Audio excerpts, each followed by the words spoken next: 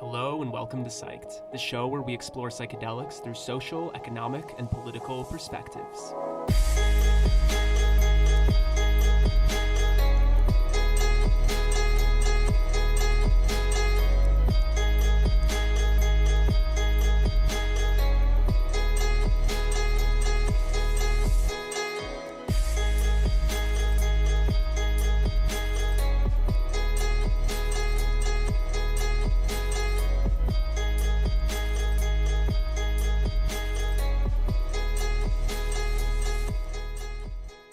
So next we have Myles Katz, who will be talking about the Synthesis Institute and the case for transformation of wellness. Myles has spent his career across 3 different continents, helping to launch and lead 5 VC-funded startups with technological, socially responsible, and a green focus. During this time, he's developed a specialty in early-stage strategy and capital raising for pioneering business models. As co-founder and the director of business development at Synthesis, Myles has been instrumental in developing infrastructure and financing for one of the world's first legal psychedelic experience service models. In doing so, Myles is at the forefront of a worldwide movement to transform the way people approach emotional, cognitive, and spiritual well-being through safe and legal psilocybin experiences. Myles, thank you so much for coming on and welcome to Psyched. Hey, thanks so much. It's good to be here. Hope everyone can hear me. Let me just... Yep, you're good. Perfect. Let me just share my presentation here. I love that last presentation, by the way. Yeah, it feels a bit hard to follow up that musical ensemble, but I'll do my best.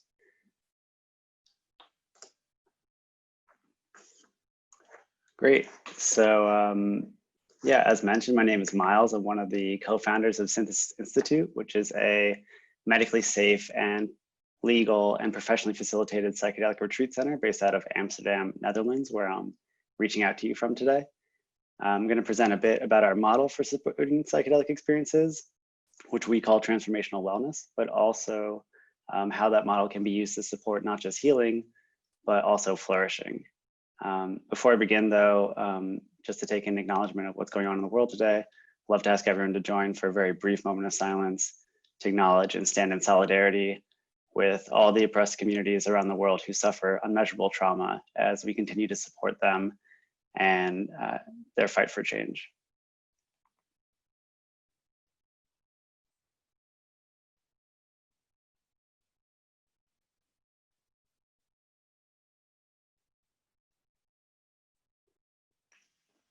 Thank you.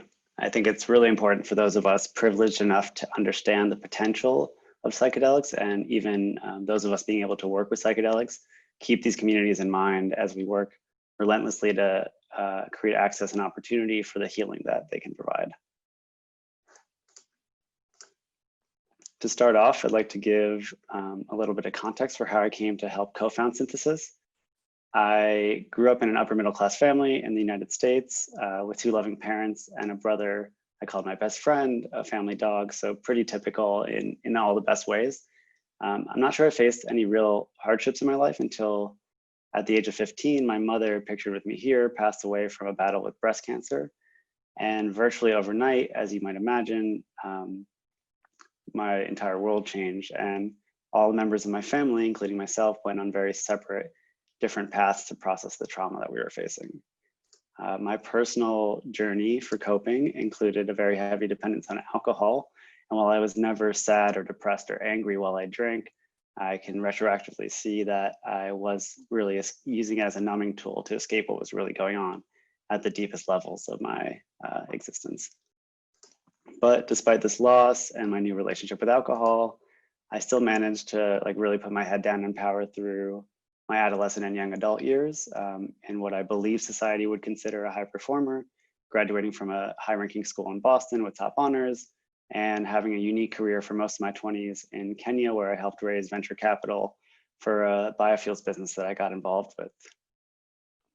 So despite these external successes that we can maybe point to, there was always something much deeper in me missing that continued to lead me to rely on alcohol to avoid unprocessed emotions. This really started to change at the age of 28 when I had my first experience with LSD, which by all means woke me up from a really deep state of slumber that my consciousness had been in since my mom died 13 years earlier. Even though this experience was largely what most people would call recreational, it basically evaporated my desire to drink alcohol overnight. And I felt this incredible physical weight lifted off my shoulders and my head, actually, which I can only assume was the start of the relief of what was a very deep-rooted depression that was never properly diagnosed. This started a process I'm still on today over the past 5 years, where I use psychedelics very intentionally, aided by this like really strong increase in neuroplasticity that they provide, to continually incorporate new self-care practices into my life. And I describe this journey that I went on with psychedelics from functioning to flourishing, and it's a concept that I'd like to introduce you to during the course of the presentation today.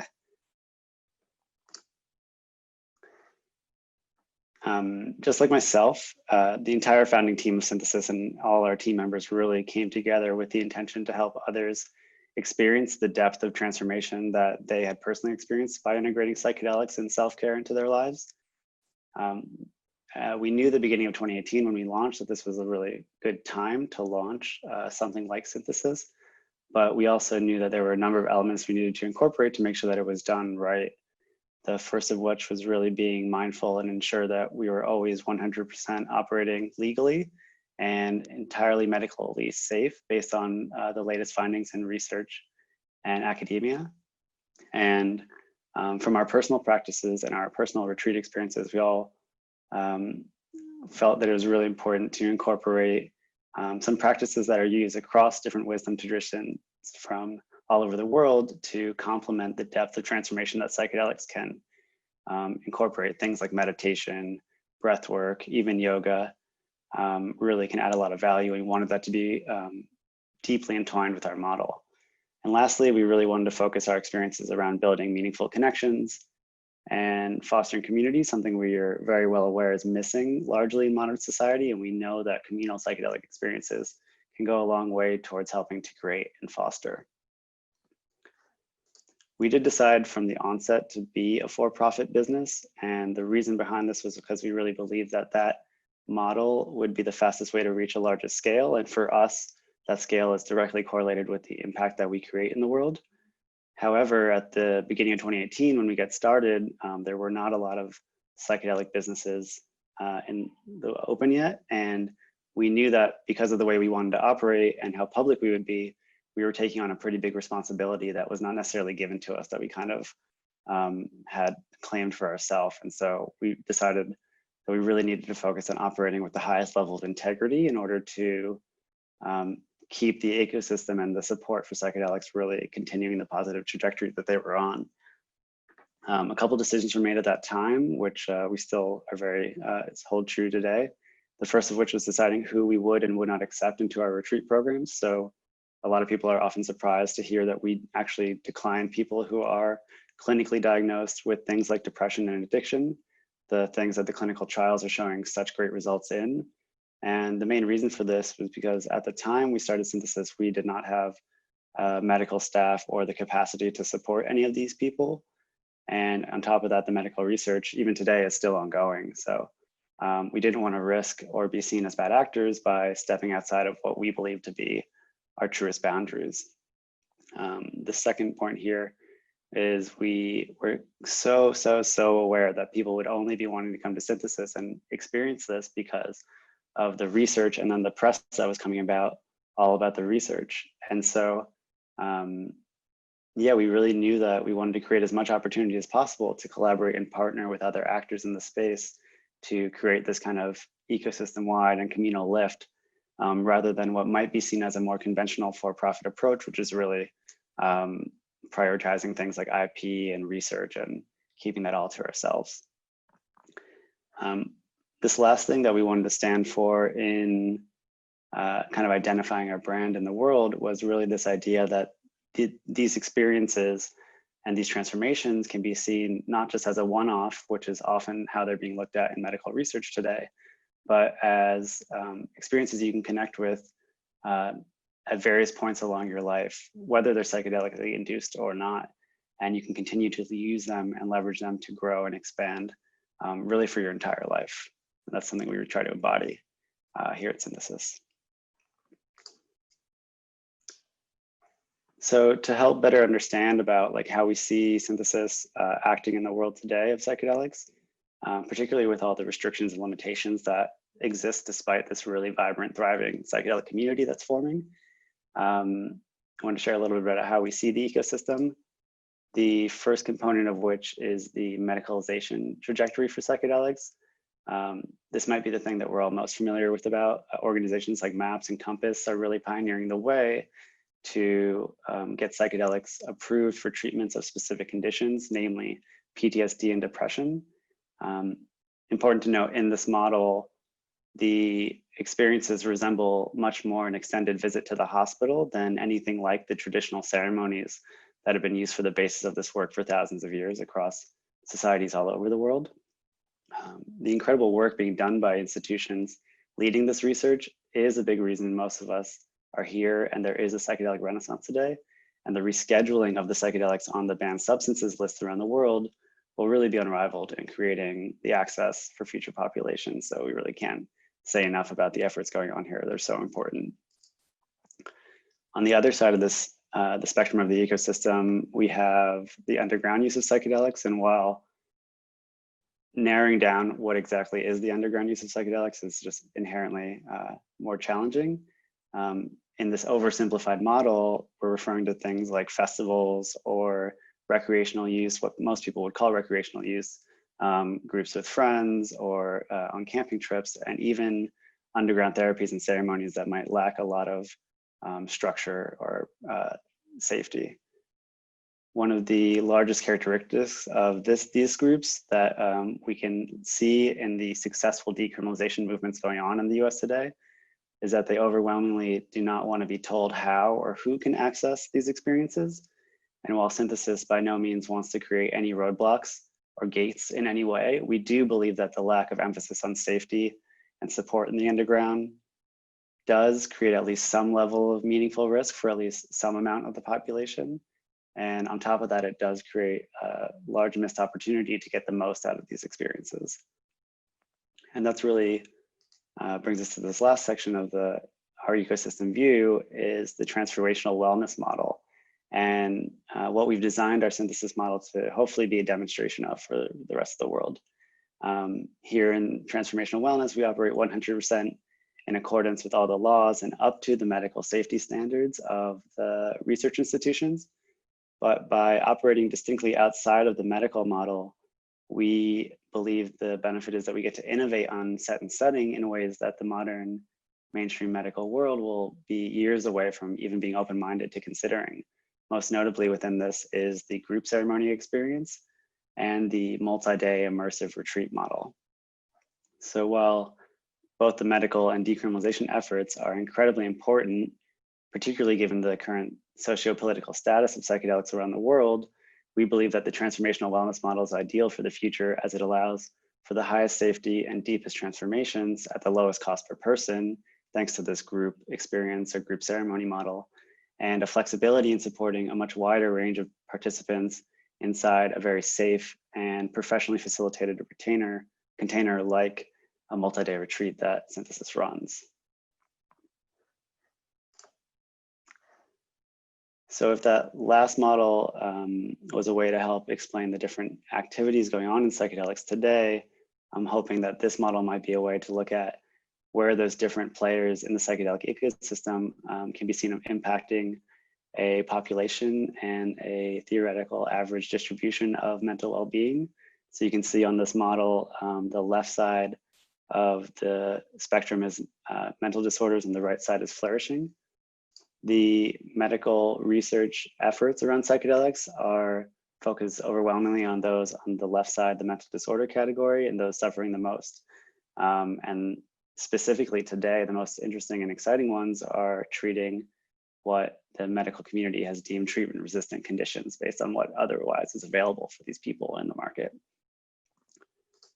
We would estimate, again, in this oversimplified model, that the underground use of psychedelics is benefiting people somewhere in this languishing to mental well-being stage, where there is undoubtedly a lot of benefit being gained. I think most everyone who has had a psychedelic experience has operated or experience it inside of this range, but we believe there's a missed opportunity to go a lot deeper and support people even further in transformation, which does bring me to this last very small section of the bell curve today, which is flourishing. And we believe that this is where the transformational wellness model can really help people utilizing psychedelics and other practices to really get the most out of these experiences. And I'd like to note that flourishing is not just some conceptual term that is based on how you feel. It's actually medically defined to include things like happiness, mental and physical health, meaning and purpose, and close personal relationships, among some other items. And so what does this look like in practice? It's hopefully what we started to develop at Synthesis, which are safe, deeply transformational psychedelic journeys paired with an educational curriculum of how you navigate your own consciousness before, during, and after an experience, along with a really strong community of like-minded individuals who you've participated with, along with professionals that you can continue to lean on and get support from as you continue your journey to flourishing. And it's really the large-scale adoption of this transformational wellness model that we believe could encourage a whole society of flourishing and could move this whole bell curve to the right, which would not just decrease an immense amount of suffering, but potentially include the livelihood and well-beings of billions of people along the way.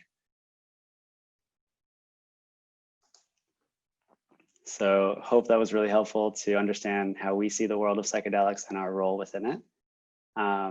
Even though we're very early and just getting started, like so many players today, I'd like to continue on with a bit more about what we've actually done at Synthesis. Starting with when we launched in 2018, we had a couple proof of concept retreats in the middle of the year, right around the time that Michael Pollan's book came out, which we can't deny was very helpful in gaining mainstream interest of psychedelics and very specifically retreat customers for Synthesis. We were able to secure a partnership with the Imperial College of London, being the first retreat center to contribute data to their ceremony study project, which I'll share a bit more about later. And as the project continued on and started to become a company, we raised some of our first initial capital, got a lease on a first venue, and able to finish the year selling out all 10 retreats that we had booked. 2019 was our only full operational year to date, and it was really all about laying the foundation for the business. So we were able to successfully host our 500th participant and publish some of our initial findings that came out of that early collaboration with the Imperial College of London.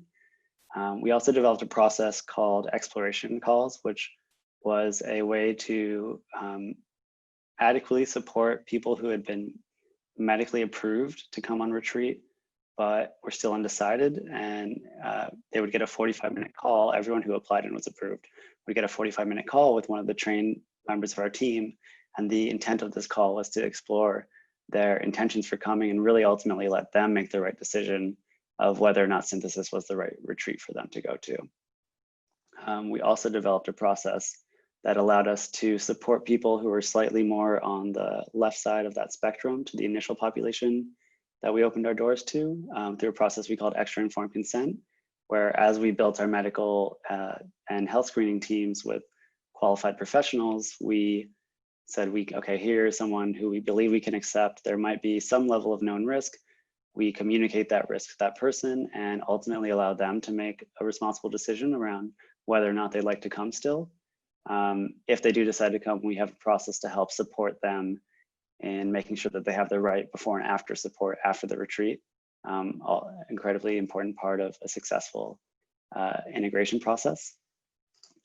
And 2020 has been a year all about reimagining, and that's thanks to the beautiful gift that COVID has been. So while we are not currently running retreats, we have decided that when we are running retreats again, hopefully as soon as September, we're going to really be focusing on 5-day programs with 2 ceremonies as opposed to the 3-day programs with 1 ceremony that we primarily ran in 2019. And this is really because the depth of transformation that we saw in these 5-day programs from our initial ones, along with the support we're able to provide to participants, is really unrivaled and unmatched. And it's really what we want to stand for in psychedelics and in the community. We've also launched a scholarship program. So while we are building products and offerings that have to be cost at a certain point, we want to be really mindful of that. We're not excluding everyone who may not yet be able to afford the services that we offer, and that's what the scholarship program allows us to do. We'll also soon be publishing our second set of research findings based on a data set of over 300 synthesis customers that's come from our Imperial College of London partnership. And so I didn't have the time to include that in the presentation today, but I do have some slides if someone wants to ask for Q&A, I can share a little bit about that. And of course, as everyone in the world is doing, we're using the Corona opportunity to really look closely at what the future of our organization looks like. And yeah, I can share a little bit about that as I wrap up in a minute.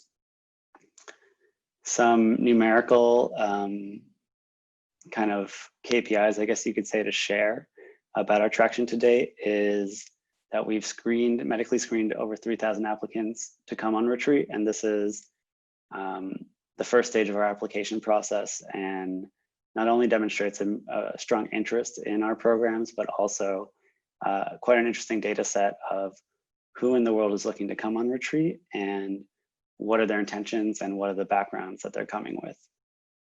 We've been able to, in total, before COVID put us on pause, support over 700 psilocybin journeys across about 50 or so retreat programs. In this process, earning about 1.5 million euros in revenue. And I share this revenue number not because I think it's very big, because it's really just the beginning of what's going to be a very large industry in a number of years, but just because I think at the early stage of our business and the early stage of psychedelic industry in general, I do think that it shows that there is a meaningful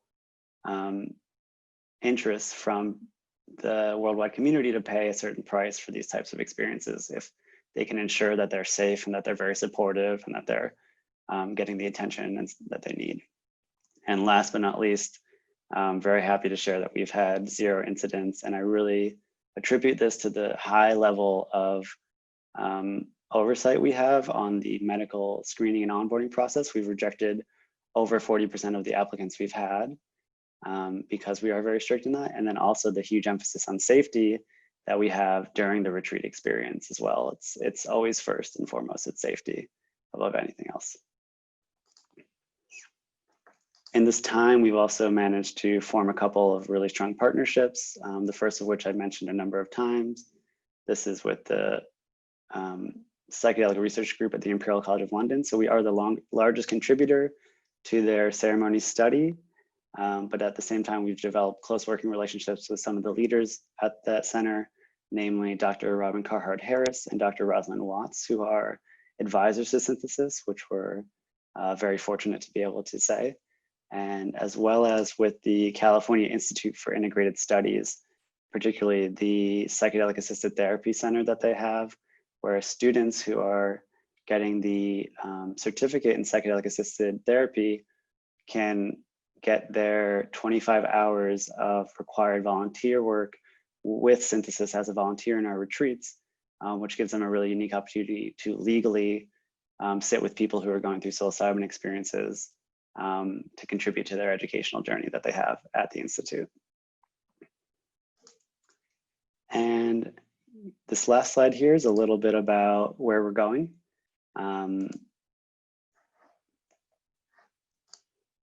As one of the first established consumer brands in delivering psychedelic experiences, we really want to keep continuing to develop products and services that focus not just on safety, but focus on the depths of experience that we know is possible from psychedelics, and truly supporting this next wave of users who are going to be coming into psychedelics in the coming years. And all of us who are working in the community are already feeling that.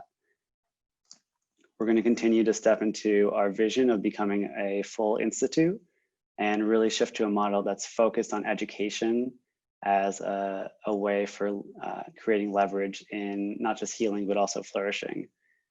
And we're super excited that later in the year, we're going to be announcing a 12-month educational program for people who want to learn how to be practitioners of psychedelic work. And that program is going to include a 2-week on-site with us in the Netherlands, where practitioners will not just get experience holding space for people under psychedelics, but also get an opportunity through a number of sessions to go very deep in their own personal journey, which we at Synthesis believe is very important to facilitate the work. And so it's like getting, people will be able to go through their own deep process while they're on this longer educational journey for learning about psychedelics in general. And it's something that we believe will be really unique and really special to people that want to learn to do this work at a certain depth and integrity. And in this Institute vision, we'll also continue to step into meaningful research partnerships and collaborations that can help lift the wider community up. And lastly here, we want to continue leveraging our experience as being one of the first businesses in the delivery of psychedelic experiences to develop tools and services that practitioners outside of our own retreat center can use to support their customers and offer very high quality services. We know that no matter how successful we are as an organization, even if we have multiple retreat centers, the wider impact that we can create in the world is helping other practitioners to do their work well. And there'll be no limitations about this in the coming years because of the growing interest and ultimately the growing need in psychedelics. So with that, I will end my presentation. And yeah, thanks for listening, and I'll hopefully have time to take some questions. Hey, Myles, thanks so much for that. Really appreciate it and love to hear about the great work that you're doing. A couple of questions. I mean, I'd love for you to share some of the outcomes of, everything that's been happening. If you could share some of those slides with us, I'm sure everyone would love to hear. Yeah, definitely. I can share a little here. Let's see. So I have three main factors that I can share on, and the first one of which is measures of well-being. So we can see meaningful increases in our participants' well-being at these different time points, 2 weeks, 4 weeks, and even 6 months after they've come on a retreat, which is, we think very, very interesting to look at. And these are just people who've mostly come on one retreat experience. And to see an impact still 6 months later is really just the kind of the initial crack in the door about what the real potential for this is in the long time.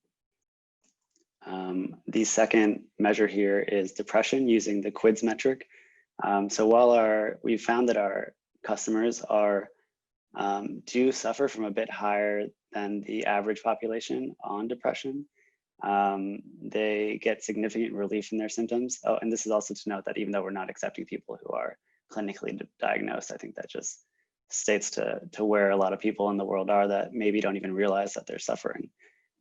We see meaningful increases at the 2-week mark, and interestingly enough, those decreases continue at the 4-week mark before slightly coming up at the 6-month mark. Yeah, these are some of the more interesting results, I think. The fact that depression continues to relieve over a period of time, which we attribute to not just the experience, but also some of the tools and the education that we provide to support people going on their own journey after they leave our retreat center. And this last metric I have to present on is anxiety measures. So really cutting nearly 20% at the 2-week mark in feelings of anxiety, but still showing quite meaningful demonstration at the 6-month mark of over 10% decrease. This is really incredible. Thank you for sharing this. Going back one slide to depression metrics. So I'm guessing that part of this is at least through some sort of integration process that you introduce to individuals. If not, correct me, but would love to hear more about that. How do you prepare folks to integrate after their experience? Yeah, definitely. It's a super important part of the work, and something that has really infinite opportunities to improve upon. Currently at our retreats, we spend the entire last day on integration. It's really mindfully though, we're really creating this container and this the education in the customer even before the experience about how they'll be integrating. But the last day of the programs in person, we have workshops on things like cognitive integration, emotional integration, community integration, how to talk to your peers and your loved ones about this transformational experience you just had when Most people are going home. We actually ask our customers this. Most people are going home with at most 1 or 2 people that even know they came on retreat. So imagine that difficult process of communicating this really meaningful experience you had.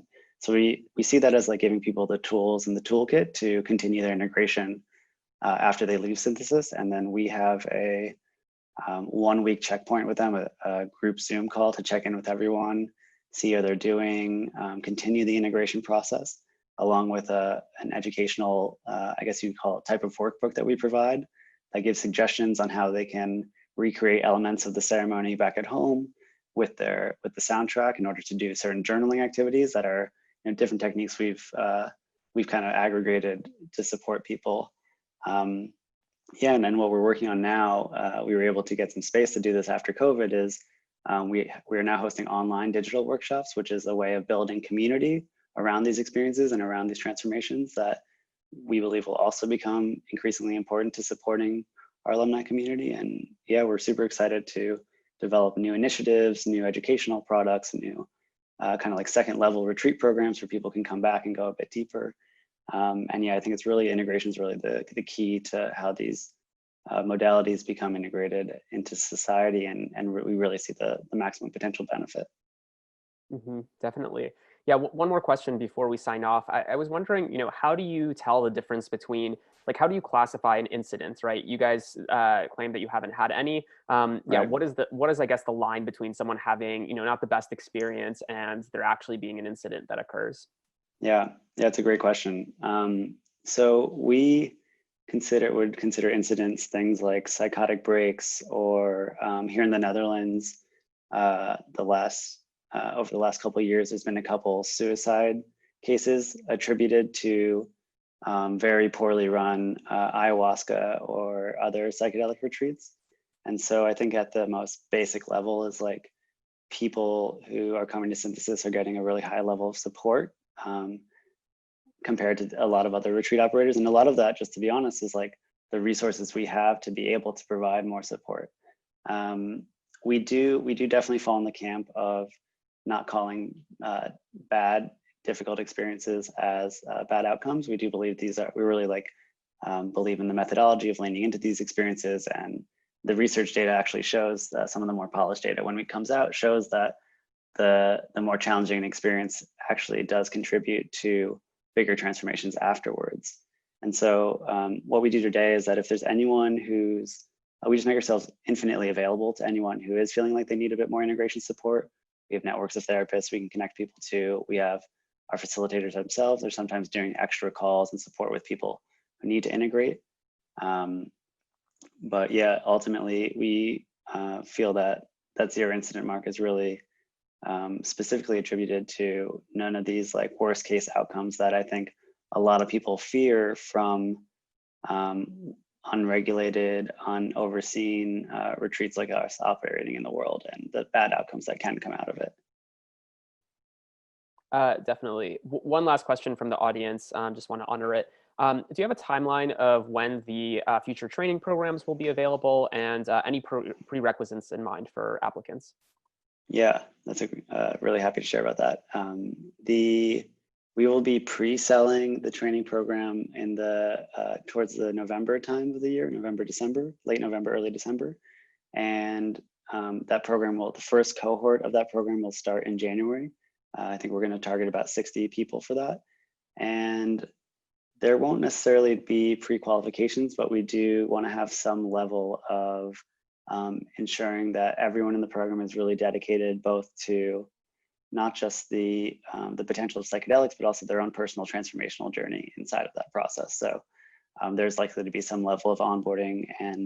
But I think what kind of staying true to our namesake is we don't want it to be just for clinical professionals or just for people who fall outside that model. We really want it to be in that cohort, the first cohorts as well, to be really integrated and learn from each other and understand both both mainstream models for looking at psychedelics, kind of more in the conventional medical way, and then also the very transpersonal other natures of knowing psychedelics. Wonderful. Well, thank you so much, Myles. We really appreciated having you on, and we'll chat with you soon. Yeah, thanks so much. I really enjoyed it. Peace, man. All right, let's introduce our next speaker.